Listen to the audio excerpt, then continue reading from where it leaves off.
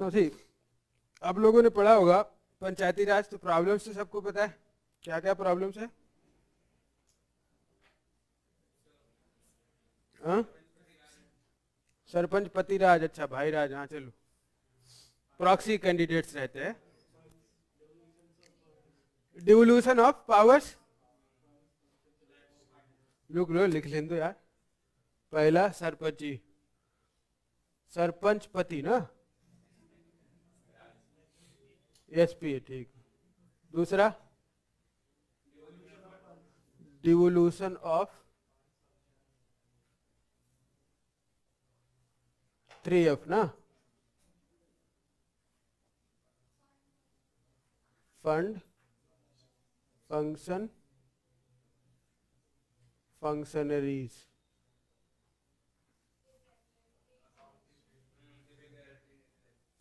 Irregularity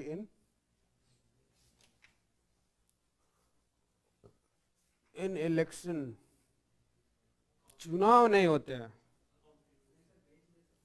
क्या बेच देते, पोस्ट बेच देते, क्या करो?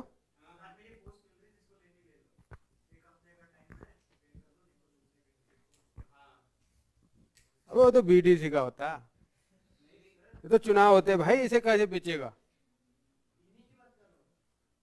नहीं, नहीं की बात रुको, 3 टियर होता है ना, एक तो विलेज लेवल पंचायत ग्राम सभा जहां बनता है, वहां एक प्रधान बनता है, ठीक है, प्रधान। एक फिर बीडीसी होता है, ब्लॉक डेवलपमेंट काउंसिल मेंबर, ठीक है। फिर एक ब्लॉक प्रमुख होता है, वो यहाँ पे चुनता है, ये भी विलेज लेवल पे ग्राम सभा पे। फिर एक ब्लॉक प्रमुख होता है, ब्लॉक हेड, ठीक है। और फिर यहाँ पर जिला पंचायत, जिला पंचायत, ठीक है। अब हमारा जो ये इसका इलेक्शन होता है वो ये करते हैं, जो बिक्री होती है ना वो इनकी होती है, इसको तो इलेक्ट करते हैं, इसको भी डायरेक्ट इलेक्शन होता है। इधर जो इलेक्शन होता है ना पंचायत के, तो 3-4 के नाम होते हैं, सब में वोट डालना पड़ता है। कभी गए हो डालने? तो जब भी जाना, अगर गांव हो तो, ठीक है, तो डाल सकते हो, ठीक है। तो यहाँ पर जाओगे तो एक प्रधान का रहेगा, फिर बीडीसी मेंबर 8-10 लिखे होंगे, ठीक है। तो एक प्रधान वाले में वोट करोगे, एक बीडीसी मेंबर पे करोगे, ठीक है, ये ब्लॉक डेवलपमेंट काउंसिल। तो एक मेंबर वो चुन के आएगा बीडीसी वाला, तो ऐसे 10-12 मेंबर्स का सीट रहता है, तो 10-12 मेंबर बीडीसी बन जाएंगे। ऐसे ही पूरे ब्लॉक में ऐसे रहते हैं। अभी ब्लॉक प्रमुख का जो चुनाव होता है ना, डायरेक्ट इलेक्शन नहीं है, वो इनडायरेक्ट, फिर वो ये बीडीसी करते हैं, ठीक है।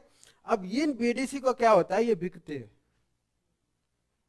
कोई किडनैप कर ले, यूपी में चलता है, 15 बीडीसी कम पड़ रहे, समर्थन नहीं दे रहे, उनको किडनैप कर लो, किडनैप करके लेके जाते हैं, वो कहीं पे फार्म हाउस में डाल देते हैं, ठीक है। और वहां पर उनको फिर दारू और भी कुछ चीजें होती है, ठीक है। तो वो सारी चीजें उनको मिलती है, और पैसा अलग से, बीवी को पैसा दे दिया था, फोन कराते हैं इधर से, टाइम से आ जाना, ठीक है। तो ये सारी चीजें इनको मिलती है। और वो जिस दिन चुनाव होता है, सपोज 11:30 बजे वोटिंग होना, 11:30 बजे ही फार्म हाउस से निकलते हैं, और ये वो वोट डालते हैं उसके नाम पे, फिर ब्लॉक प्रमुख बन जाता है, फिर ये पैसा पीटता है, ठीक है। और जो ये जिला पंचायत है उनका इलेक्शन इधर होता है, समझ रहे हो? हाँ, और ये स्टेट बाय स्टेट डिफर करता रहता है, यूपी का बता रहा हूँ, स्टेट बाय, जो मिडिल लेवल होता है, स्टेट बाय स्टेट डिफर करता रहता है। देखो सिलेक्शन को, इलेक्शन, हाँ वो स्टेट इलेक्शन का बेस डीएम नहीं कराता है। हाँ, आपको वो रिटर्निंग एजेंट होता है, वो रिस्पॉन्सिबल होता है, वो करवाना होता है, बट आपको एग्जाम में आएगा तो डीएम ऑप्शन रहेगा, state election commission, state election commission, ठीक है, वही कराते हैं, ठीक है। इतना समझ में आया?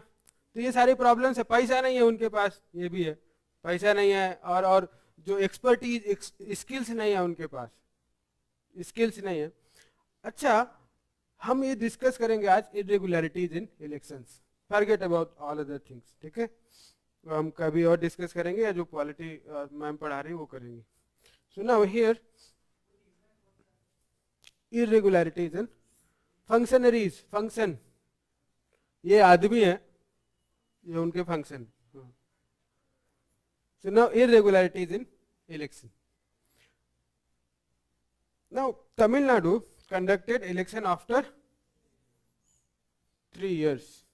2016 में होना चाहिए, बट एज ऑफ नाउ 27 और 29 दिसंबर, आज कितना है, आज हो रहा होगा, ठीक है, एक 27 को था, तो पूरे स्टेट में 2 फेज में इलेक्शन हुआ, पंचायत का, रूरल का, अभी अर्बन का तो नोटिफिकेशन नहीं आया. नाउ 3 years में इलेक्शन कराया. तो जब इरेगुलरिटीज आती है तो there are number of problems. अगर इरेगुलरिटीज रहेगा that means you are compromising the very nature of decentralisation of power. अगर 3 साल तक रिप्रेजेंटेशन नहीं रहेगा तो इट्स लाइक इमरजेंसी सिचुएशन. अब अगर आप समझ लो 3 साल तक प्राइम मिनिस्टर ना हो कोई, ऐसा हो सकता है? नहीं ना. 3 साल तक चीफ मिनिस्टर ना हो, ऐसा तो हो सकता है?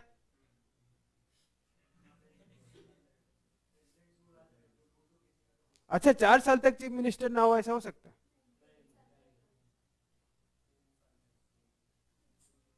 Maximum 3 years. उसके बाद चुनाव होगा, पैसा बटेगा उसके बाद. देखो article 355 and article 360. Article 355 said that it is the responsibility of center to ensure that all the states or the affair of states are carried according to the provisions of constitution, and it is also the responsibility of center to protect the state from external aggression.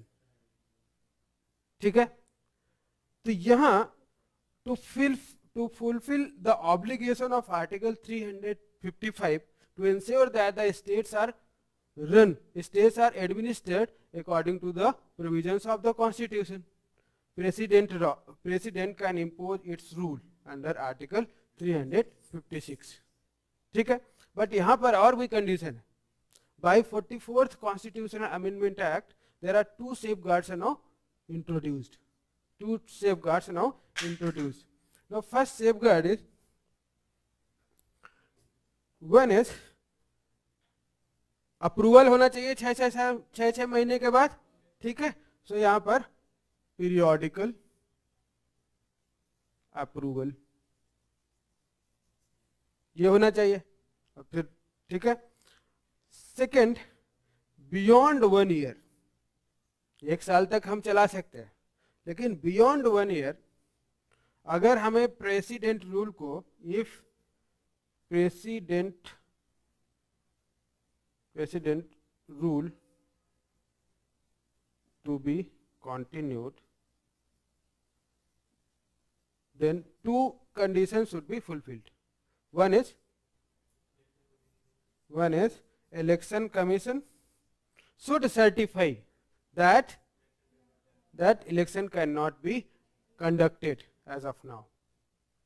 पहला condition. Second is national emergency should be in operation. अगर ये 2 condition नहीं है, ठीक है, तो 1 साल से ज्यादा आप एक्सटेंड नहीं कर सकते. अगर ये 2 कंडीशन है भी, सेकेंड नेशनल इमरजेंसी, अगर ये 2 कंडीशन है भी, तब भी 3 साल के बियॉन्ड आप नहीं जा सकते. 3 साल के बाद आपको पक्का ही कराना पड़ेगा इलेक्शन. नहीं, ये एक होना चाहिए. अगर इलेक्शन कर देता है तो कर सकते हैं. और लगा हुआ भाई, वो आर डबल बड़ा वाला.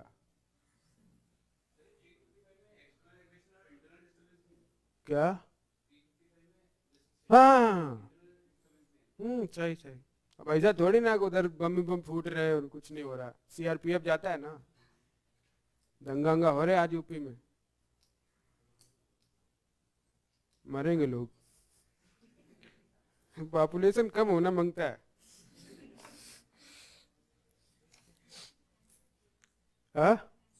नहीं, सुनो तो मेरे कानपुर में जो एसएसपी है वो मेरे फादर के दोस्त है. तो फादर को मैंने फोन करा तो फादर बोलते हैं कानपुर में दंगे हो गए, 3 मर गए. मैंने कहा हाँ मर चुका है. फिर वो उनका अपने दोस्त का नाम लेते हैं, खतरनाक है, मार देगा सबको. ऐसा गंदी बात है, ऐसा होना नहीं चाहिए. हाँ? नहीं, ऐसा नहीं होना चाहिए। Law and order should be maintained. Violence उधर से नहीं होना चाहिए और इधर से अननेसेसरी फायरिंग नहीं होनी चाहिए। पैर में मारो यार, सीने पे क्यों मारते हो? हाँ, रबर बुलेट्स, हाँ रबर बुलेट्स यूज कर सकते हैं। ठीक है, पिलेट गन्स यूज कर सकते हैं कश्मीर के जैसा, आंख आंख फोड़ दो सबका। हाँ, वो तो आधा बगल में होना चाहिए, छू जाए वो पहले ही डर जाता है।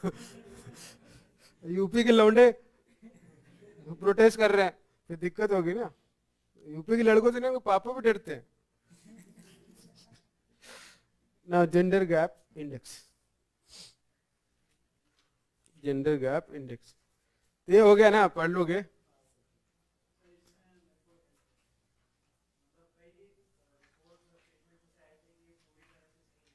क्या?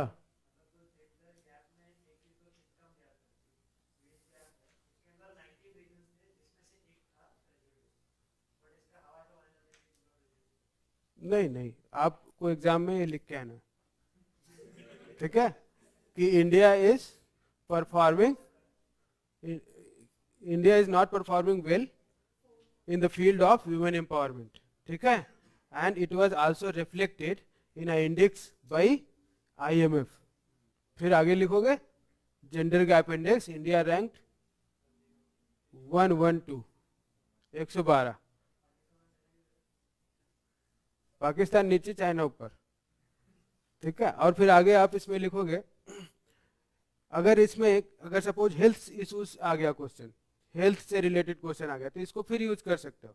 India ranked in health and survivability parameter 150th, सबसे नीचे हेल्थ एंड सर्वाइबिलिटी। तो हेल्थ में डिस्क्रिमिनेशन होता है कि नहीं? होता है कि नहीं? घर में अगर सिंपल फैमिली, फैमिली में भी रहेगा, शाम को अगर एक दो, अगर सब लोग पूरे खा लेते हैं, उसके बाद जो जो औरत होती है, जो हाउस होल्ड वाइफ होती है, वो बाद में खाती है कि नहीं? अब सपोज 4-5 लड़के हो गए और फिर पति है और सब खाऊ आदमी है। पूरा खा गए, उधर कुछ बचा ही नहीं, बेचारी चुपचाप सो जाएगी कि नहीं? होता है कि नहीं ऐसा? अरे ऐसा होता है यार, तुम कहाँ हो, ऐसा बहुत होता है। तो ना पिक्चरें देखो पुरानी, वहां से सीखो, पुरानी में सब रहता है ना। अब नहीं, दबंग 3 देखो तो कहाँ मिलेगा कुछ, अलग ही एक्शन चलते हैं। अब न्यूज देखोगे तो कहाँ कुछ होगा। Now see, one is this is discrimination, ठीक है, और other is access to health care. लड़के को अगर बुखार हो जाए तो पहुंच जाते हैं हर जगह लेकर, और लड़की को बुखार हो तो पहुंचेंगे ही नहीं। फिर देखते हैं, हाँ दिखा दो चाचा है बगल वाले। ऐसा होता है कि नहीं? हा? ऐसा होता है। तो डिस्क्रिमिनेशन अगेन।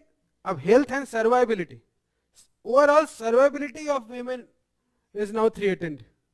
रेप केसेस आपको बताया था, एनसीआरबी का data, national crime records bureau, overall जितने भी 2.5 लाख केसेस जो वीमेन के अगेंस्ट रिपोर्ट हुए हैं, out of those cases 7% are the rape cases, ठीक है। तो जो रेप केस है उनका सर्वाइबिलिटी इज इन डेंजर। अभी हैदराबाद का देखा आपने, ठीक है, दिल्ली में देखा, हर रेप केसेस तो हर दूसरे दिन होते हैं, रिपोर्ट बहुत कम होता है, उन्नाव, ठीक है। तो ये सारी सर्वाइबिलिटी इन क्वेश्चन। जो हमारा सेक्स रेशियो चेंज है, अब ऊपर वाला तो ऐसा है नहीं कि अब लड़कियां कम ही पैदा करेगा, ऐसा नहीं, वो तो चेंज कर देता है सेक्स सिलेक्शन जो सिस्टम होता है उससे। तो ये जो डिस्क्रिमिनेशन है उसमें इंडिया सबसे पीछे, द बॉटम 150। हाँ, पॉलिटिक्स में अच्छा है, स्कॉट 18 रैंक, ठीक है, इंडिया थोड़ा ऊपर पहुंच गया। हाँ, ये सब नहीं देखा जाता है, ये सब देखा जाता है कि how many percentage, how much percentage. तो परसेंटेज कितना है? 14% एज ऑफ नाउ। तो पार्लियामेंट बहुत ज्यादा है। तो फाइनेंस मिनिस्टर, फाइनेंस मिनिस्टर है ना, फिर स्मृति ईरानी हो गई, वो भी मिनिस्टर है। अब फिर हमारे यहाँ की एमपी होगी निरंजन ज्योति। कौन? अच्छा वो, अच्छा अच्छा आर्टिस्ट, बहुत सारे हैं दिल्ली पार्लियामेंट में 14%। अब एक एक गिन थोड़े 78 एमएलए है वीमेन, ठीक है। तो ये उधर नहीं लिखना है कि स्मृति ईरानी, नाम लिख दोगे तो नंबर नहीं मिलेगा। वो शायद फ्रस्ट्रेट हो गया, स्मृति ईरानी ऑलरेडी इतने बनियान देती है, ठीक है। तो 78 women, first time in history इतने ज्यादा वीमेन इलेक्ट होके गए। और 14%, पिछला जो 16th जो हमारा लोकसभा था उसमें केवल 11% थे, तो नाउ इंक्रीज 3%, 14%। नहीं रिजर्वेशन नहीं, बिल इंट्रोड्यूस नहीं हुआ, बिल आया था दैट इंट्रोड्यूस 2010, उसका नाम है 108 women reservation constitution amendment bill 108। Constitution में अमेंड करना पड़ेगा ना if you want to give reservation. Now this rank is mainly because of our reservation system in Panchayati Raj, ठीक है। For example Tamil Nadu recently increase, जैसे कॉन्स्टिट्यूशन में लिखा हुआ है कि 33% होना चाहिए वीमेन का, but Tamil Nadu now increase to 50%।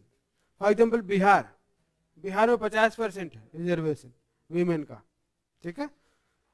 तो because of those kind of intervention our rank is good, but still poor, poor, ठीक है। We have to be one rank ना, 50-50 बांट दो।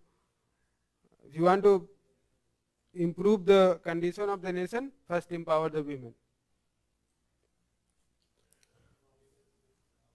Of course economy में हमारा जो participation of women in labor force is also among lowest in the world, and female estimated earned income is only 1/5 of male income.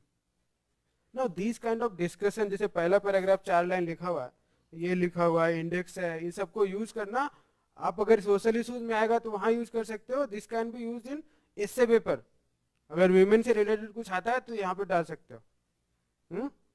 जैसे कि एक question आया था कि what are the dreams should not let India sleep, ऐसे कुछ आया था ना, 2016-17 में आया था, 17 में तो नहीं, 16 के पहले ही आया था। Dream should not let India sleep, dreams, तो ये भी तो ड्रीम हो सकता है, इक्वालिटी इंडेक्स में ऊपर पहुंचाना, वीमेन एम्पावरमेंट, ये भी तो हमारा ड्रीम ही है, देश का गोल है कि नहीं, ठीक है, ये भी तो ड्रीम है।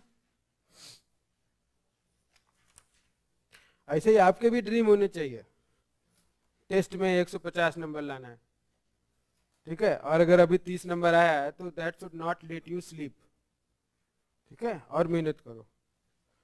In health and survival parameter India ranked 150, very bottom of the sub index. This largely determined by skewed sex ratio, violence, forced marriage, and discrimination in access to health.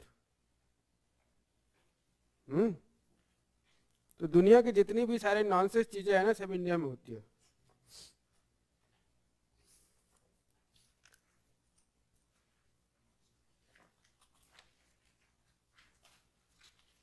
अच्छा, ये इसमें एक ये जो इंडेक्स है, पिछली बार मैंने 2-3 इंडेक्स बताया था शायद क्लास में, ईज ऑफ डूइंग बिजनेस और समथिंग, जेंडर इनइक्वालिटी इंडेक्स बताया था, ह्यूमन डेवलपमेंट इंडेक्स बताया था। तो ये सारे इंडेक्स का आप लोग के पास नेट पे अवेलेबल है, इंडेक्स का पूरा एक पीडीएफ आ जाता है, सारे इंडेक्स लिखे होते हैं, थोड़ा थोड़ा उनके बारे में भी लिखा रहता है, तो इन याद कर लेना, 4 नंबर मिलता है, एटलीस्ट 2 तो गारंटी है, और इन्हें सब सही करके आते हैं उधर।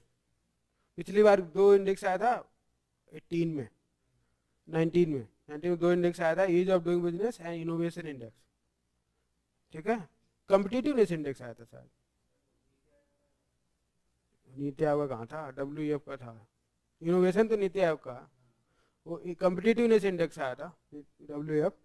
और ईज ऑफ डूइंग बिजनेस के पैरामीटर्स क्या क्या है, तो उसमें आया था, जैसे इसके पैरामीटर 4 है ना, 1 is education attainment, second is health and survivability, third is political empowerment, and fourth is economic empowerment and opportunities, ठीक है। तो यहाँ पे कर सकते हैं, तो ये चारों जो पैरामीटर्स है वो याद रहना चाहिए, और इसको यूज भी कर सकते हो, जैसे कि वीमेन एम्पावरमेंट पे क्वेश्चन आ गया, या ऐसे आ गया वीमेन एम्पावरमेंट में। तो आप यही 4 जो पैरामीटर्स है इनको हेडिंग बना सकते हो कि नहीं? 4 पैरामीटर है, हेडिंग बना सकते हो कि नहीं? अब आपने पिछली क्लास में जेंडर इनइक्वालिटी इंडेक्स पढ़ा था, वो यहाँ पे पुट कर सकते हो। जेंडर गैप इंडेक्स पढ़ा है, वो वहां पे पुट कर सकते हो। डिफरेंट डेटा यहाँ पे 2-3 लिखा हुआ है, वो आप डाल सकते हो। मिसिंग वुमेन का कॉन्सेप्ट है 63 million, horrible, 63 million women are missing. ये सारी चीजें and unwanted son metaphor 21 lakh I think million है, 21 मिलियन। अनवांटेड, अनवांटेड मतलब है कि पहला अगर लड़का पैदा हो गया तो कोई प्रॉब्लम नहीं, अगर दूसरा लड़का हो गया तो फिर लड़की होने की जरूरत ही नहीं। ऐसा अगर पहली लड़की हो गई तो लड़के की चाहत में दूसरी लड़की हो जाती है, फिर लड़के की चाहत में तीसरी हो गई, फिर लड़के के चाहत में चौथी हो गई। जब तक लड़का नहीं मिलेगा नालायक, ठीक है, तब तक लड़कियां होती जाती है, और वो सारी लड़कियां अनवांटेड बोली जाती है। ठीक है, अनवांटेड लड़कियां, फिर उनका ट्रीटमेंट अच्छे से नहीं होता है, पढ़ाई नहीं, 5-6 बच्चे पैदा करें, खाने का जुगाड़ नहीं है पढ़ाओगे क्या? ठीक है, तो ये सारी चीजें, तो प्रॉब्लम्स बहुत सारे, ये सब डेटा डाल सकते हो। Missing women, unwanted girls.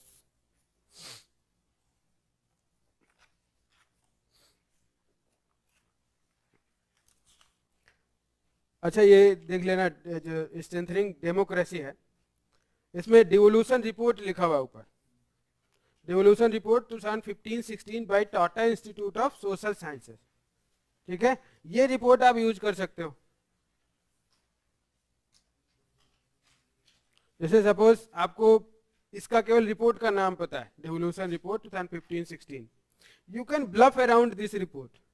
एक आप पैराग्राफ अच्छा खासा लिख सकते हो, ऐसे लिख सकते हो, इन devolution report 2015-16 by Tata Institute of Social Sciences, it was found that Uttar Pradesh, Bihar and state of Odisha and Jharkhand fared poorly in devolution of financial powers. That's it. गलत है क्या? नहीं ना, ये होता है राइटिंग स्किल, लिखना है उधर जाकर। तमिलनाडु का नाम मत लिखना, तमिलनाडु फेयर गुड, ठीक है, तमिलनाडु ऊपर है, कर्नाटका फेयरिंग गुड। तो साउथ इंडिया का स्टेट का नाम मत लिखना, दिस इज द स्मार्टनेस, कि साउथ इंडिया में they are working really good in terms of Panchayati Raj. North India खराब है, फर्स्ट टाइम डिले हुआ 3 गुड गवर्नेंस, हाँ फर्स्ट टाइम, हाँ ऑफ कोर्स। हरियाणा पर जाओ तो क्रश होते हैं प्रॉब्लम्स का, ठीक है। यहाँ तो अलग अलग पंचायत चलती है ना, खाप वाली अलग ही, वो सोसाइटी में बैठते डंडा लेके, दादाजी आए हो, छोरा छोरी भाग गए टाइप, ऐसे डिस्कशन चल रहे होते उनके। लड़कियों को आग लगा दो, लड़के कुछ नहीं करते, लड़का किसी घर में कूद जाए कोई टेंशन नहीं, वो मर्दों वाला काम करके आया, ऐसे बोलते हैं, नाक रखेगा हमारी टाइप। और फिर जब बुढ़ा जाता है वही आदमी, तो जब 2 जूता मारता है लड़का, तब समझ में आता है कि उस समय दंड दिया होता अगर। तो ना लिखो, इसमें आप पढ़ लो, importance of conducting election on time. पहला, importance of conducting election on time. पहला, importance of local bodies can't be ignored, especially in the context of their role in public delivery of services such as PDS। PDS में role होता है कि नहीं? आधार card बनवाने में, उनका ration card, ये सब चीजों में होता है कि नहीं? पेंशन स्कीम इनरोलमेंट करने में, आइडेंटिफाई करने में, डिस्ट्रीब्यूशन करने में, सब चीजों में रहता है। एंड देन डिजास्टर में PRI प्ले इंपॉर्टेंट रोल, ठीक है। तो अगर हमारे पास PRI है ही नहीं, इलेक्शन ही नहीं हुआ, हमें ये नहीं पता प्रधान कौन है, तो ये जो वेलफेयर स्कीम्स है वो इम्पैक्ट करेंगे कि नहीं? So if you don't have the channel of delivery of services, then whole implementation of the scheme will be impacted. होगा कि नहीं? ठीक है, तो यहाँ जो channel of delivery of service that is PRI that's now missing from last 3 years। ठीक है, तो इस तरीके का क्वेश्चन वो सिंपली केवल इसी के बेसिस पे बना सकते हैं। ठीक है, it was observed that in many states elections of local government delayed, what are the possible impacts discussed। ठीक है, तो ये impact हो सकता है। Second, PRIs are the means of decentralization of power and increasing participation of people and strengthening of democracy। अगर आपका election नहीं होगा, पंचायती राज आएगा नहीं, इलेक्ट नहीं होंगे लोग, रिप्रेजेंटेशन नहीं रहेगा, तो पार्टिसिपेशन भी नहीं होगा, डेमोक्रेसी भी स्ट्रेंथन नहीं होगी, डेवलपमेंट भी नहीं होगा, एम्पावरमेंट भी नहीं होगा। ठीक है, एंड ऑफ कोर्स डिसेंट्रलाइजेशन तो है ही नहीं। Now next, delay in holding election in PRIs also deprive SC ST and women. SC ST based on population reservation होता है कि नहीं, और वीमेन 33% एटलीस्ट। अब जब इनका रिजर्वेशन होता है तो जब इलेक्शन नहीं होगा तो इनका रिप्रेजेंटेशन नहीं होगा, जब इनका रिप्रेजेंटेशन नहीं होगा तो अगेन इनके एम्पावरमेंट में प्रॉब्लम होगा कि नहीं। So not holding election for PRIs also have social justice repercussions, ramifications है कि नहीं इसके। तो प्रॉब्लम से वहां पर होना चाहिए कि अगर हम सोशल जस्टिस की बात करते हैं तो we must ensure the well functioning of the institution, तभी तो इंश्योर कर सकते हैं। एंड दीज ग्रास रूट जो इंस्टीट्यूशन है, local government, PRIs and municipalities, they are not only for the development in terms of good governance, in terms of poverty reduction, they are also for the development in terms of social justice। ठीक है, in terms of empowerment of women, in terms of providing good living standard in the rural population, good infrastructure। अगर वही missing है तो ये सारी चीजें नहीं होंगी, है ना। Girls education of course. तो next, local body election serve as a means to both strengthen political parties organization structure। जो political party होते हैं उनके organizational structure के लिए help करता है कि नहीं। अब ऐसा है कि होम मिनिस्टर तो 3-4 नहीं बन सकते ना, बाबा नायक ही बन सकता है, एक ही आदमी बन सकते ना। तो जो अलग पार्टी वर्कर्स होते हैं उनको भी तो कुछ लालच होता है, तभी तो नारे लगाते हैं। ऐसा तो है नहीं कि मोदी भगवान है, मोदी मोदी चिल्लाएंगे तो कुछ मिलेगा 2 रुपए शाम को, नहीं ना। तो उनको लालच रहता है कि हाँ अभी म्यूनिसिपैलिटी का इलेक्शन आने वाला है, वार्ड का टिकट मिलेगा मुझे, है ना। तो जो पार्टी का ग्रास रूट लेवल जो लोग होते हैं, जो स्ट्रक्चर होता है, उसको स्ट्रेंथन करने के लिए ये लोकल बॉडी गवर्नमेंट जो इलेक्शन होते हैं वो काफी हेल्प करते हैं कि नहीं। So again, local body elections serve as a means to both strengthen political parties' organizational structure and in enabling them to stay closely connected with the voters। जब लोकल बॉडी के इलेक्शन होते तब भी मोदी का टूट आता है कि नहीं, स्पेशली जब वेस्ट बंगाल में हो।